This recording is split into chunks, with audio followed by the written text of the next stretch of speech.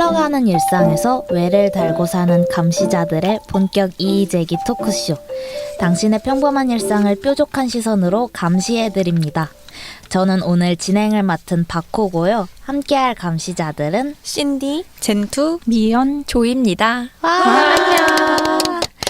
저희가 오늘 감시할 주제는요, 바로 경쟁사회입니다. 우리 이런 말 관용어구처럼 많이 쓰잖아요. 바쁘다 바빠 현대사회. 그런데 단순히 바쁘게 사는 것을 넘어서 바쁘게 살지 않으면 안 되는 사회가 되어가는 것 같아요. 일례로 저는 문득 영화 신과 함께 등장하는 지옥 중에 나태지옥이 있다는 사실이 곱씹어 볼수록 너무 요상하더라고요. 나태함이 죄악까지 된다니. 게으르다는 이유로 지옥에 보낼 생각을 하는 사회는 우리밖에 없을 거란 생각을 했습니다. 그래서 인터넷에 MBTI별 나태지옥 포지션이라는 것도 있어서 한번 같이 보려고 가져와 봤는데요. 여러분은 만약 나태지옥이 있다면 떨어질 것 같으세요? 네. 네, 떨어질 것 같고요. 이제 나태하다라는 뜻에 게으르다라는 뜻이 포함되어 있는데, 게으르다가 행동이 느리고 움직이거나 일하기 싫어하는 성미나 버릇이라고 하더라고요. 근데 움직이거나 일하기 싫어하는 거 원초적인 본능 아닌가. 그래서 저는 매일매일이 저와의 싸움이라고 생각을 하는데요. 특히 오늘도 일어날 때 저 알람과 맨날 싸우거든요. 그리고 또 저 개인적으로는 뭘 이것저것 많이 버려놓는 스타일이라 현실성 없게 엄청 무리한 계획을 세울 때 그걸 다 하지 못했을 때 저 스스로 굉장히 게으르다고 느끼는 것 같아요. 그래서 뭐 11시 넘어서 일어나는 거? 막 새벽 4시, 5시 이때 자면 11시에 일어날 수밖에 없잖아요. 7시간 잔 네. 건데. 그쵸. 7시간도 못 잔 건데 근데 그럴 때 저 스스로 용납이 좀 잘 안 돼요. 그럴 때도 좀 어김없이 9시 전엔 일어나야지, 8시엔 일어나야지. 근데 조이는 그러면 네. 나태함에 대한 본인의 기준이 되게 높은데요? 그런 것도 같아요. 그래서 좀 괴로워요. 그럼 조이는 나태지옥 안 갈 것 같아요. 그런가요? 축하드립니다. 이거 기준은 누가 세우는 거죠, 나태지요? 오늘 바코가 세워줄 거예요. 제가 보내드릴지 말지 결정. 아니 제가 신과 함께를 안 봐서 나태지옥에 빠진 사람들이 네. 왜 나태지옥에 빠진 건지 알아요? 그걸 설명을 해드리자면 나태한 사람들이 가는 거예요. 그러니까 그럼 그 네. 영화 속에서 너네는 인생을, 나태해라고. 낭비한 사람들. 근데 그 영화에서는 이제 나태한 걸 낭비로 보는 거죠. 예를 들면 8년인가 그 사법고시를 준비한 캐릭터가 나오는데 이제 그 캐릭터가 열심히 공부를 그동안 하지 않았다는 이유로 나태지옥에 가는 그런 내용이 있는 걸로 알고 있거든요. 진짜요? 한국이었기 때문에 네, 근데 가능한 그쵸. 그거다. 이걸 맞아. 이 단계를 거쳐야 됐다. 그 지옥마다 심판을 받지 않나요? 여기 맞아요.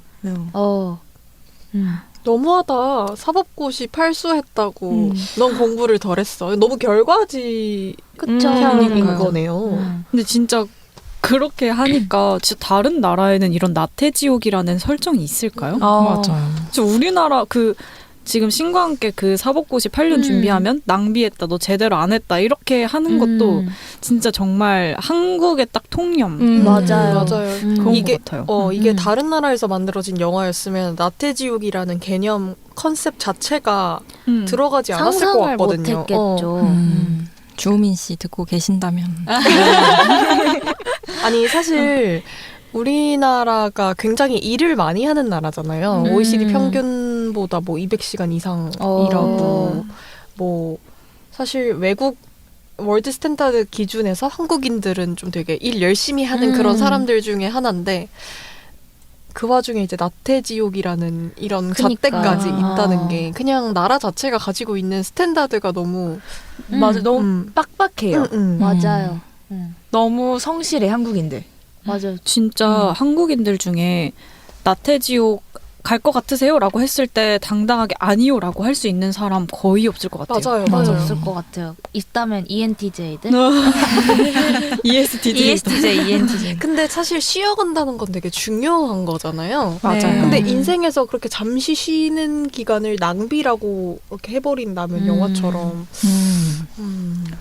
저도 하루에서 쪼개서 가끔 낮잠을 자거나 쉬는 시간이 있는데 그런데도 낮잠 30분 자는 게 좀 아쉽게 느껴지고 그럴 때가 가끔 있는 거예요. 이게 참 그 낮잠을 자야 앞으로 보낼 오후 시간이 훨씬 생산적이게 되는 건데 맞아요. 그 잠깐의 강박 때문에 미래의 생산성을 놓친다는 게 참 아이러니하게 느껴집니다. 맞아요. 맞아, 낮잠 문화 좋은 것 같아요. 맞아요. 근데 잘 쉰 것도 중요하고 어쨌든 앞으로 달려나가려면은 이런 쉼이 여가가 무조건 필요한데 그런 아까 미연이 말한 것처럼 그런 거에 있어서 죄책감을 느끼게 되는 것 같아요. 내가 쉬었다는 사실이. 맞아요. 그래서 저는 이제 취준생이니까 백수잖아요. 그런데 마음 편하게 쉬면 안 될 것 같은 거예요. 맞아. 마음 편하면 안 될 것 네. 부채감이 같은데. 있어요. 네, 부채감이 있어요. 그래서 여행도 시간이 되니까 남는 게 시간이잖아요. 얼마든지 갈 수 있지만 맘대로 많이 다니면 안 될 것 같고 맞아. 뭐 밥도 너무 맛있는 걸 많이 먹으면 안 될 것 같고 막 비싼 거 먹으면 안 될 것 같아요. 그런 맞아, 부채감이 맞아. 있어요.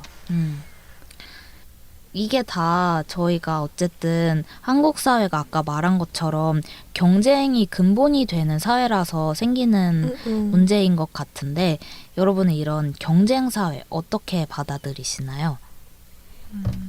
저는 어쨌든 그 우리나라의 이런 경쟁 중심, 결과지향 이런 사회가 개인으로 하여금 나를 지워버리게끔 스스로 지우게 만드는 사회라고 생각을 하거든요.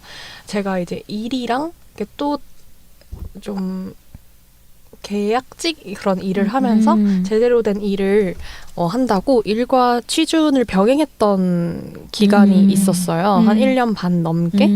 그때를 이제 돌아보면 저는 그때 제가 없었거든요. 제 개인적인 행복도 없었고 퇴근하고 그냥 저녁 먹고 바로 카페 가서 7시부터 마감 11시 할 때까지 공부하고 집 가고 주말에도 내가 지금 제대로 자리를 잡아야 되는데 놀 시간이 어딨어 하고 그냥 할 거 하고 하다 보니까 뭐 계절이 어떻게 흘러가는지도 모르고 뭔가 행복을 되게 사소한 순간에서 느끼잖아요, 인간이.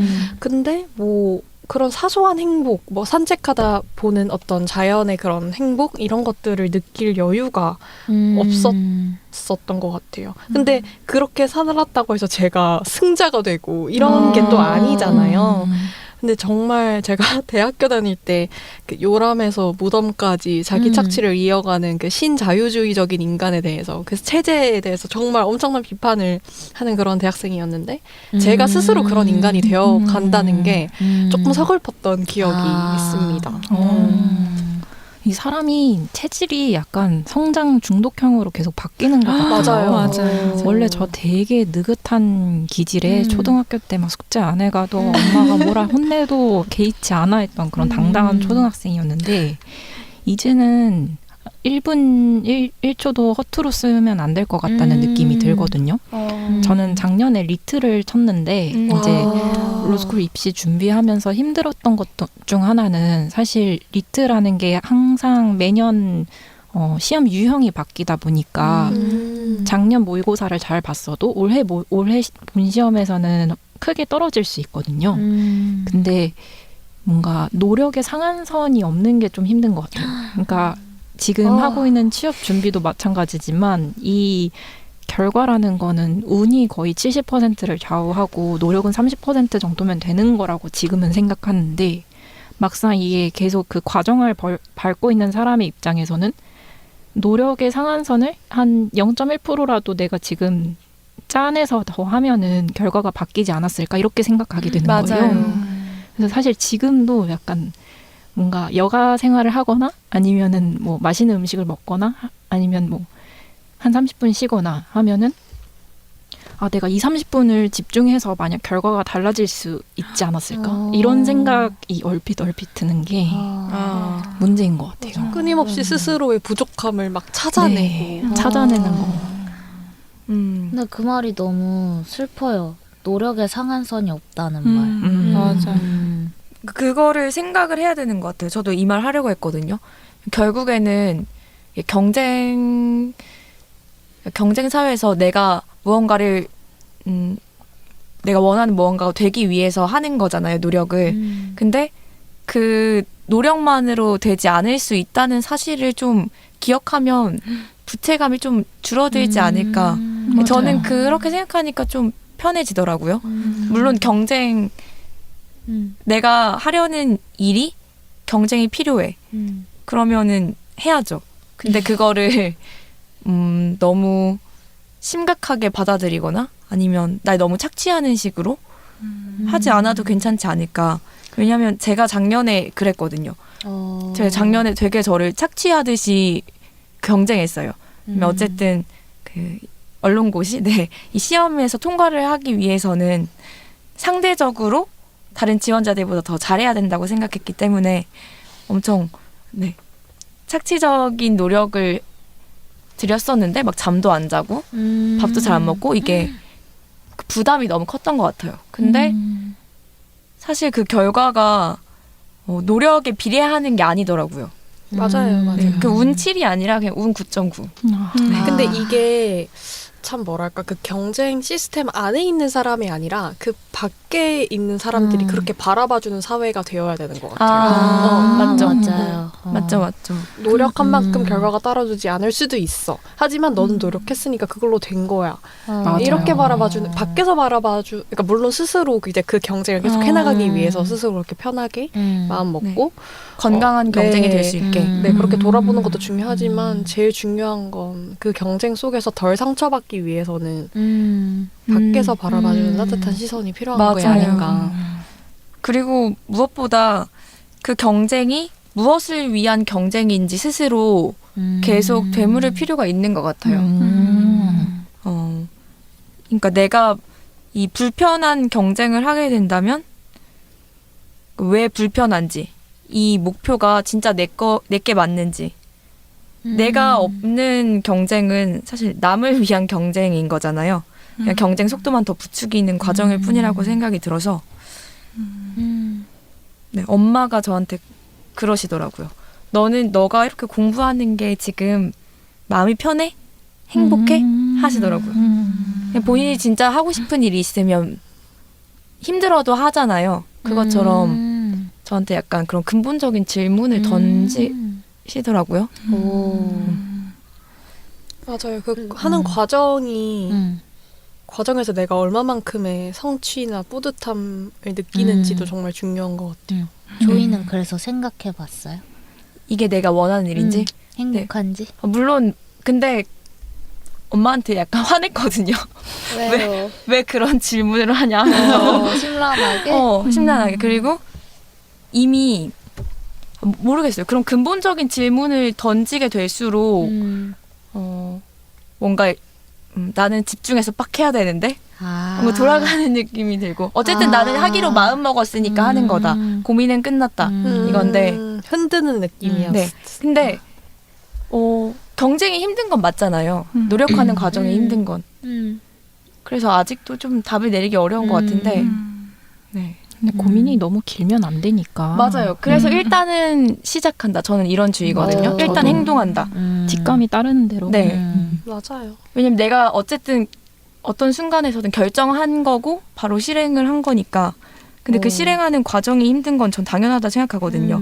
근데 이 과정에서 너 불편해? 그러면 너 목적을 다시 한번 생각해봐. 이러니까. 약간 경주마한테 네. 옆에 있는 이걸 떼는 네, 느낌이 없겠네요. 다시 돌아가봐. 이런 거니까.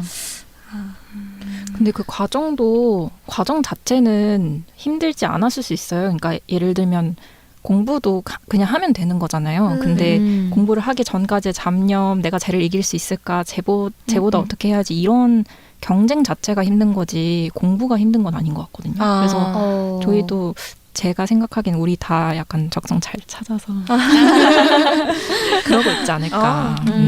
맞아요.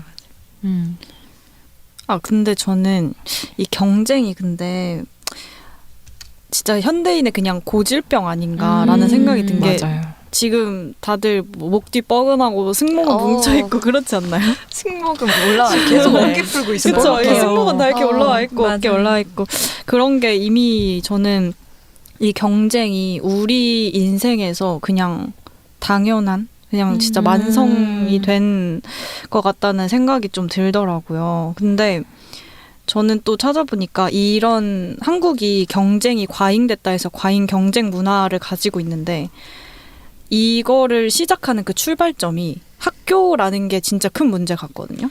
아, 맞아요. 네, 그 학교가 일단 대표적으로 상대평가 있죠. 근데 이 한국 학생들이 그 경쟁 우위 문화를 얼마나 느끼고 있는지 조사를 했을 때 거의 싱가포르 빼고 어느 나라, 세계 어느 나라보다 한국 학생들이 느끼는 이 경쟁 우위 문화가 엄청 높았다고 해요.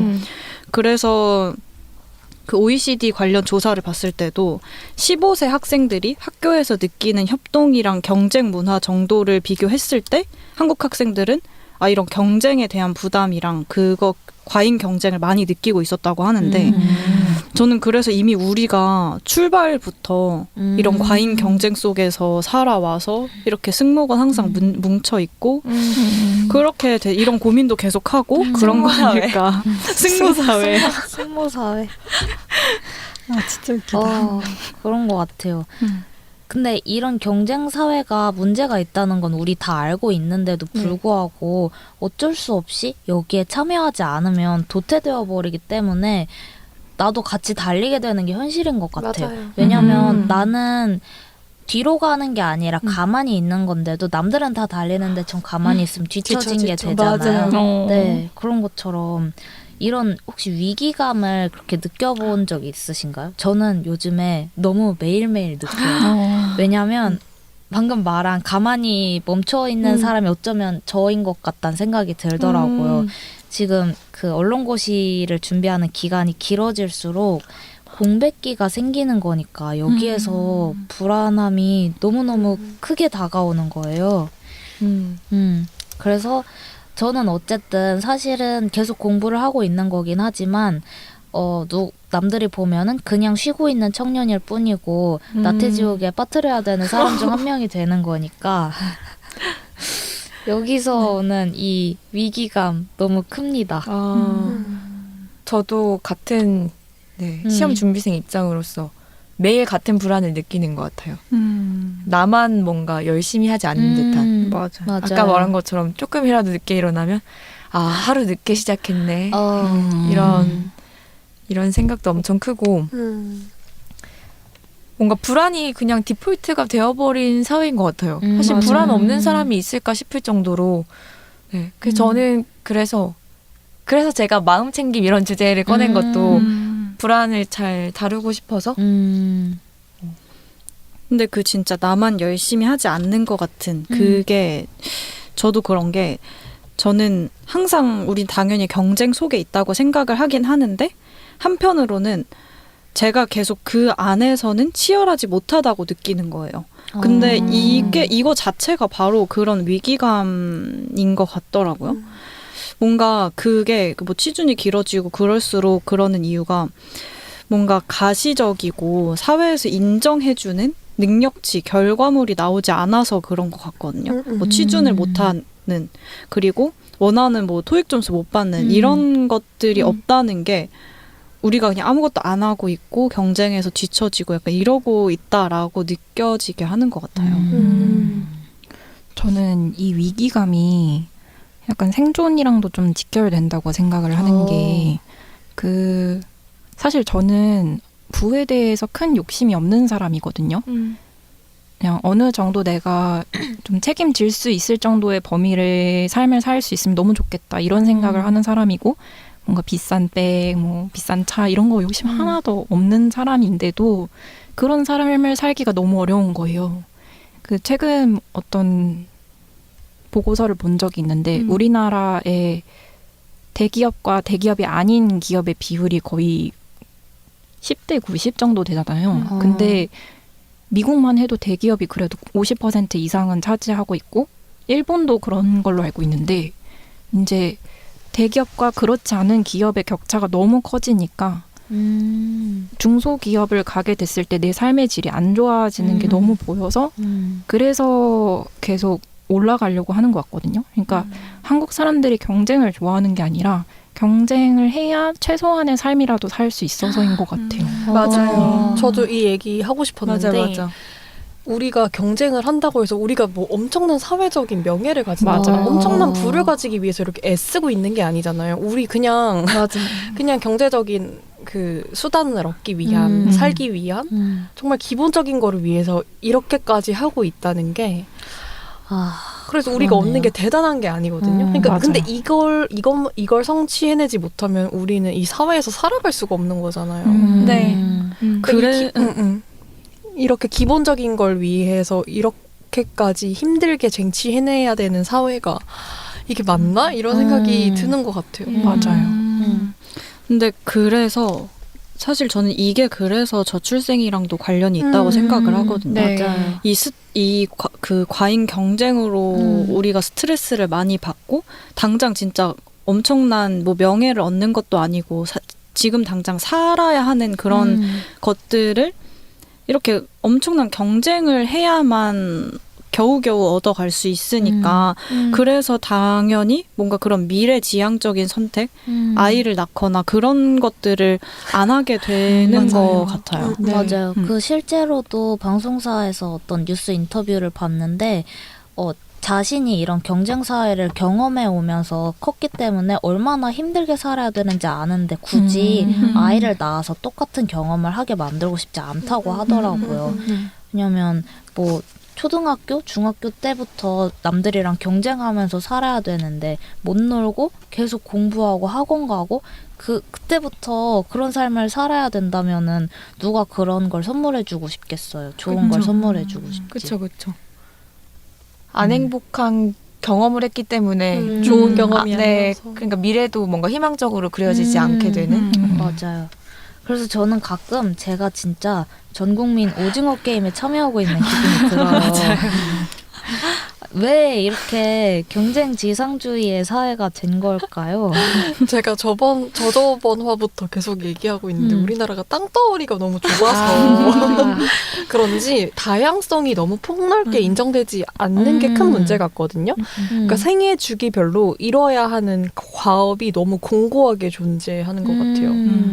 뭐 연애, 결혼, 출산 이런 거 당연하고 맞아요. 뭐 적어도 이쯤 됐으면 얼마 모아야 되고 이런 것들이 너무 확고하게 존재를 하는데 사실 그게 너무 쉽지 않은 사회다 보니까 이렇게까지 경쟁이 치열해진 거고 근데 그리고 이제 직업에 대한 귀천이 너무 심한 그 구분이 심한 사회 분위기도 좀 경쟁 지상주의 사회가 된 그런 주요한 이유 같은데요. 사회적으로 뭐 인정을 받는다거나 뭐 고소득이라고가 하는 이런 이런 양질의 일자리가 굉장히 소수다 보니까 여기에 몰리고 병목 현상이 되고 경쟁이 더 치열해지는 거 아닌가 싶습니다. 너무 공감하는 게 저도 이게 다양성이 부족한 게 그게 이유라고 생각하거든요. 그럼에도 좁은 문을 그러니까 굳이 가는 이유는 아까 미연이 이야기한 것처럼 미연이랑 신디가 이야기한 것처럼 그 좁은 문에 행복이 실제로 있고 또 있다고 믿기 때문 아닐까. 뭐 대기업과 중소 중견기업의 뭐 급여 차이, 복지 제도 차이만 해도 실제로 이런 뉴스 리포팅 같은 거 보면 육아휴직을 맘 편히 쓸 수 없는 환경이잖아요. 근데 당연히 쓸 수 있는 곳과 없는 곳 중 가라고 하면 내 미래를 설계하고 싶은 사람들은 당연히 쓸 수 있는 곳, 맘 편히 쓸 수 있는 곳을 택하겠죠. 그러다 보면 어쩔 수 없이 그런 좋은 일자리를 위해 경쟁을 하게 되고 그리고 아직 한국 사회는 화이트 컬러를 많이 우대한다고 생각이 들고 그 화이트 컬러에서 이제 좋은 의식주가 보장이 되는 것 같고요. 그래서 다른 직업을 가져도 먹고 살만하고 충분히 행복할 수 있다. 이거를 좀 보여줘야 되는 것 같아요. 맞아요. 직업을 가졌다라는 거에 대한 인정도 굉장히 좀 잣대가 높다고 느낀 게 외국에서는 그냥 뭐 파트타임 잡으로 카페에서 맞아요. 일하는 것도 나는 지금 잡이 있어 라고 하지만 우리는 카페 알바하는 거 직업을 가졌다고 얘기 안 하잖아요. 맞아요. 제대로 된 직장에 있다고 얘기를 안 하니까 맞아. 그런 다양성이 부족하게 인정되는 거. 맞아요. 이렇게 좀 다양성이 인정되지 못하는 게 저는 구조적으로 봤을 때는 좀 한국이 다른 나라보다 성장을 좀 급격하게 해서 그런가라는 생각이 들었거든요. 뭔가 빨리빨리 다른 나라만큼 GDP도 높여야 되고 이런 것들을 해야 되니까 좀 그런 빠른 성장을 하는 과정에서 이런 다양한 것들이 좀 무시가 되어온 것 같더라고요. 네. 그래서 제가 좀 이걸 알아보다가 되게 이거 좀 그런데 하는 말이 있었던 게 그 김태영이라는 심리학자가 한 말인데 한국인이 고통스러워하는 건 돈이 없어서가 아니라 사람 대접 못 받아서다라고 하더라고요.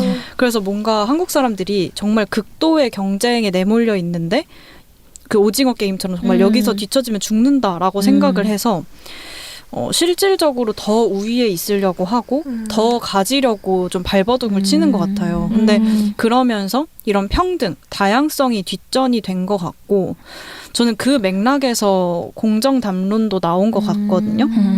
뭔가 이 제한된 몫의 파이를 좀 공정하게 나누는 이 게임 룰이 제일 중요하다고 생각을 하는 거죠. 근데 애초에 나눠 먹을 파이가 너무 적으니- 조그만 게 그게 맞아요. 문제인데. 그게 문제인데. 맞아. 그렇네요. 그래서 좀 근본적인 원인은 이 입시 제도 아닐까. 맞아요. 애초에 그 대학부터가 파이가 너무 적어요. 맞아요. 딱 그 인정받는 대학이라는 거에 파이가. 네. 맞아요.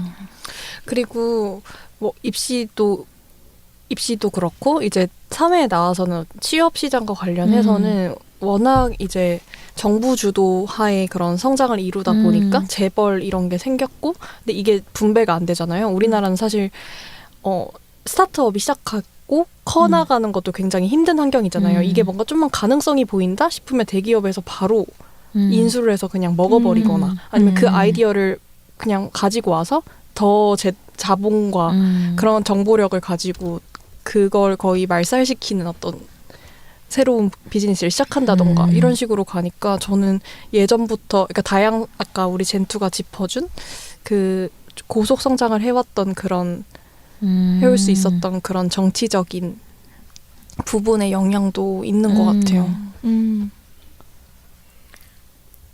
미연은 어떻게 생각해요? 저도 정치 경제적인 영향이 좀 큰 것 같고 제가 경제 배울 때 경알못이라 경제 배울 때 슈카월드 영상을 좀 많이 보는데 얼마 전에 일본 사회에 대한 영상을 만드셨더라고요. 그게 마이너스 금리를 오래 유지한 일본은 당연히 미래보다 현재 가치가 높기 때문에 그래서 뭔가 자연스럽게 변하지 않는 상태가 됐다고 했어요. 그러니까 아빠가 하는 일을 나도 하고 있고 아빠가 있을 때 돈의 가치가 지금이랑 똑같고 아니면 그런 차이가 있더라고요. 근데 한국은 정반대잖아요. 한국은 현금을 갖고 있으면 시간이 지날수록 현금의 가치가 떨어질 수밖에 없는 국가니까 자연스럽게 지금 내가 갖고 있는 자산을 불려야 한다. 어떻게든 현재 현금 가치가 떨어지는 것보다 내가 더 많은 경쟁력을 갖춰야 살아남을 수 있는 시대가 된 거 아닌가? 이런 생각을 좀 해봤습니다. 화폐 가치가 떨어지는. 그것도 맞는 것 같아요. 결국 맞아요. 경제의 문제인 거니까. 맞아요. 그러네요.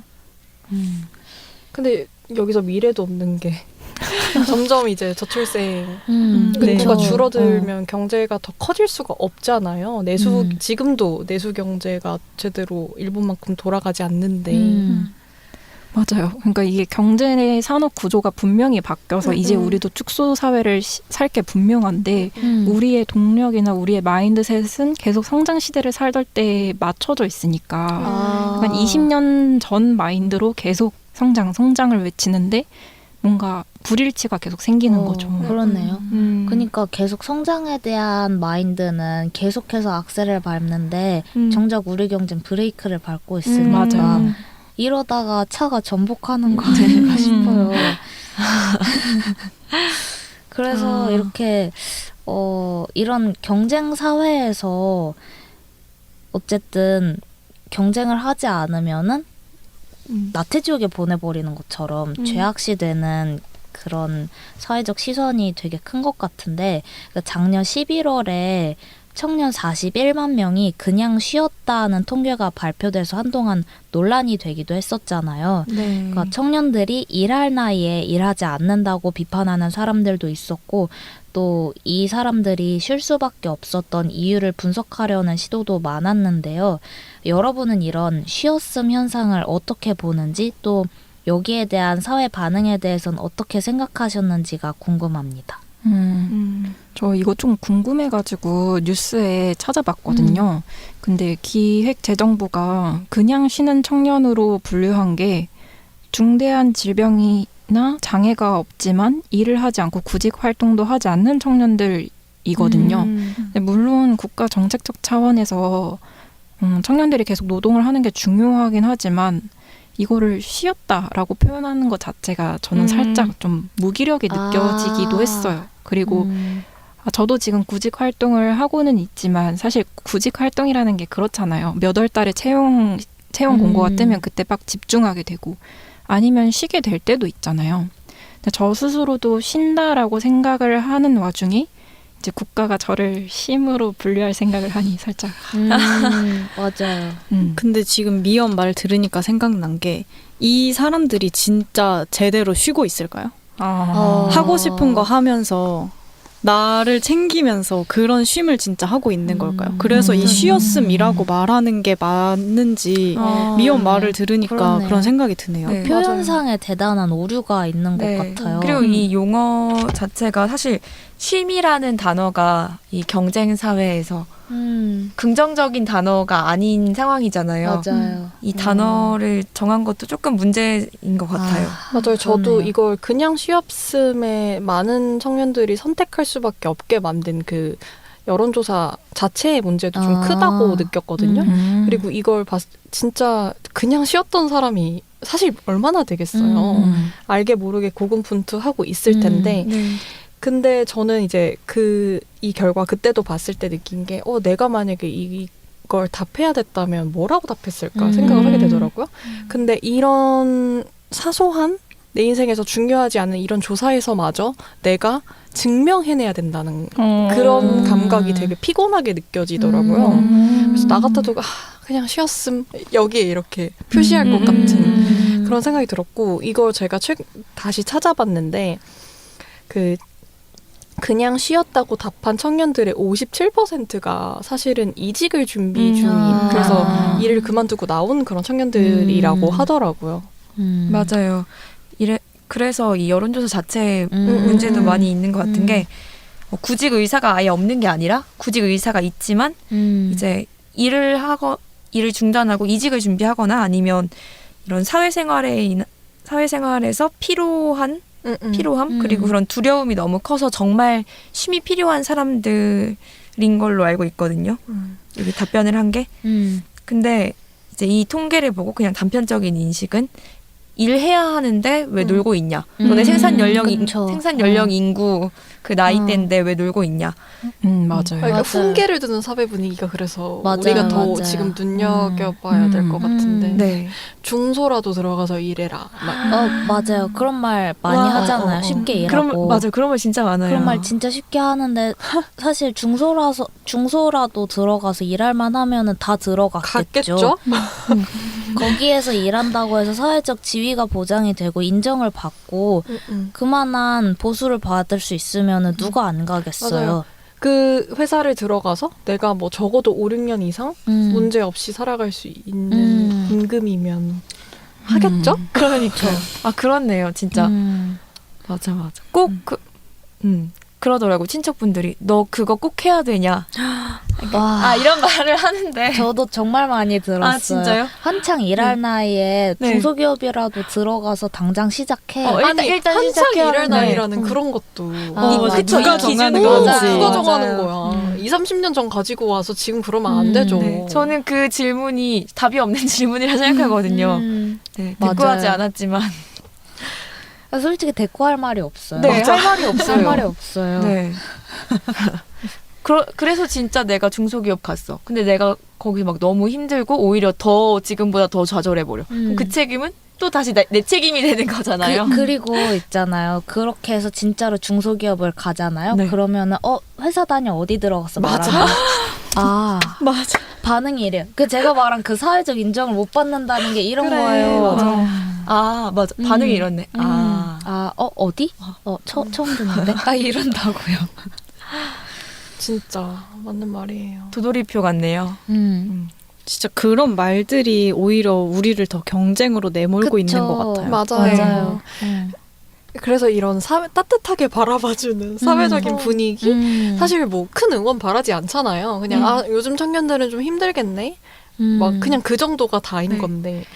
뭐 맞아요. 사실 친척 어른 얘기하셨잖아요. 근데 주변에서 안 그런 분도 있지만 어떤 저 특정 친척 분이 막 엄청 불쌍하게 쳐다보면서 막 이렇게 한숨을 이렇게 푹 내쉬는 분이 계셨어요. 근데 너무 불쾌하고 저건 뭐 나한테 응원도 안 되고 내가 저 나이쯤 된 어른이면 차라리 기분 좋게라도 해주고 싶어서 맛있는 거 사주고 막 농담 던지면서 웃게 해줄 것 같은데 너무 불쾌하더라고요. 맞아요. 그냥 한심해하는 거잖아요.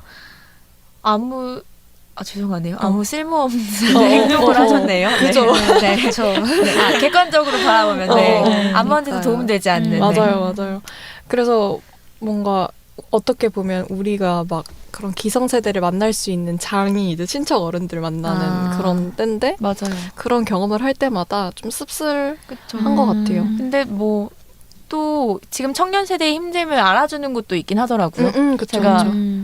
어디 최종 면접에 갔었는데 거기 계시던 분이 자기가 지금 여러분들과 함께 경쟁했다면 자기는 여기 오지도 못했을 거라고. 네, 근데 물론 지금 자리가 있어서 그렇게 말하시는 거겠죠? 네.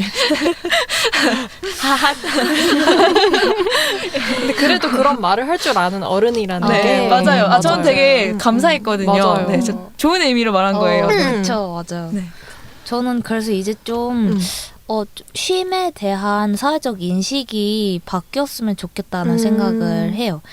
버트런드 러셀은 저서 게으름에 대한 찬양에서 다수의 노동이 가치 있는 이유는 일이 좋은 것이어서가 아니라 여가가 좋은 것이기 때문이라고 말하면서 노동 시간을 하루 4시간으로 줄이고 남는 시간을 교육, 여가, 인생의 행복에 쏟아야 된다고 말했는데요. 이렇게 게으름이 오히려 찬양받을 수 있는 세상이 올 수 있을까요? 4시간.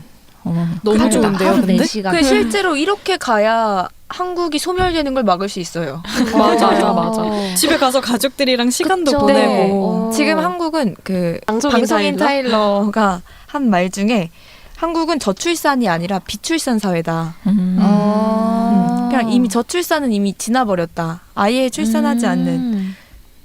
비출산 사회. 네. 근데 진짜 그렇게 될 수밖에 없고 그거를 해소하기 위해서는 여기 나온 것처럼 하루 4시간? 네, 노동 시간. 아니 근데 우리 저번에 AI 다뤘었잖아요. 근데 저는 이제 그 AI나 뭐 로봇 기술 같은 게 진짜 지금처럼만 발전하면 인간이 노동에서 벗어날 수 있는 사회가 올 것 같거든요. 이제 그런 기술이 완성되기 전에 사회적인 합의가 필요한 것 같아요. 인간이 노동을 하지 않아도 노동을 하지 않고 어떻게 살아갈 것인가. 노동하지 않은 인간을 터부시하는 사회는 이런 사회가 와도 받아들이지 못할 것 같거든요. 사실 그 로봇들이 일을 다 하게 되는 사회가 과거에서 예를 들어보면은 그리스가 민주주의가 그렇게 발전할 수 있었던 이유가 노예들한테 일을 다 시키고 시민들은 민주주의 발전에 골몰하고 정치에 몰두했기 때문에 사회가 발전했던 거잖아요. 그런 것처럼 우리도 로봇들한테 일 다 시켜놓고 그러니까 우린 이제 어떻게 여가를 잘 즐길 수 있을 어떻게 것인가. 인생을 행복하게 살고 문명을 발전해 나갈 것인지를 고민하는 것도 맞아요. 필요한 방향이지 않을까 싶었어요. 이게 맞는 방향 맞는 것 같아요. 진짜 성장 담론을 좀 타파를 하고 이제 질적인 차원에서의 논의가 더 대두가 돼야 되는데 맞아요. 조금 비슷한 게 조건적으로 비슷한 게 이제 저는 석유가 나는 나라들인 네. 것 같은데 기본소득 굉장히 높고 맞아요. 사실 엄청난 노력을 그래서 잘 안 하는 나라라고 하잖아요. 그래서